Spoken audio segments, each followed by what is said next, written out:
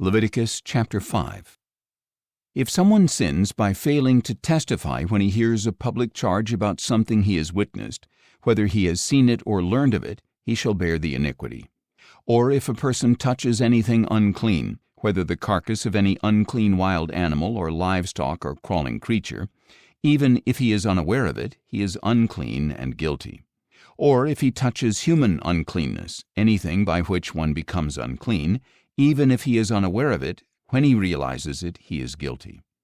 Or if someone swears thoughtlessly with his lips to do anything good or evil, in whatever matter a man may rashly pronounce an oath, even if he is unaware of it, when he realizes it, he is guilty in the matter.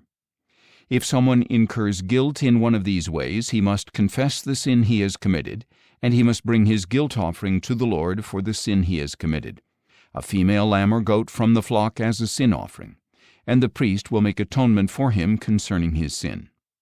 If, however, he cannot afford a lamb, he may bring to the Lord as restitution for his sin 2 turtle doves or 2 young pigeons, one as a sin offering and the other as a burnt offering. He is to bring them to the priest, who shall first present the one for the sin offering. He is to twist its head at the front of its neck without severing it. Then he is to sprinkle some of the blood of the sin offering on the side of the altar, while the rest of the blood is drained out at the base of the altar. It is a sin offering. And the priest must prepare the second bird as a burnt offering according to the ordinance. In this way the priest will make atonement for him for the sin he has committed, and he will be forgiven. But if he cannot afford 2 turtle doves or 2 young pigeons, he may bring 1/10 of an ephah of fine flour as a sin offering. He must not put olive oil or frankincense on it, because it is a sin offering.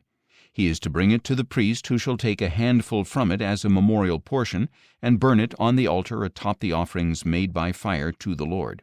It is a sin offering. In this way the priest will make atonement for him for any of these sins he has committed, and he will be forgiven. The remainder will belong to the priest, like the grain offering. Then the Lord said to Moses, "If someone acts unfaithfully and sins unintentionally against any of the Lord's holy things, he must bring his guilt offering to the Lord, an unblemished ram from the flock of proper value in silver shekels according to the sanctuary shekel. It is a guilt offering. Regarding any holy thing he has harmed, he must make restitution by adding 1/5 of its value to it and giving it to the priest, who will make atonement on his behalf with the ram as a guilt offering, and he will be forgiven. If someone sins and violates any of the Lord's commandments, even though he was unaware, he is guilty and shall bear his punishment. He is to bring to the priest an unblemished ram of proper value from the flock as a guilt offering. Then the priest will make atonement on his behalf for the wrong he has committed in ignorance, and he will be forgiven. It is a guilt offering. He was certainly guilty before the Lord.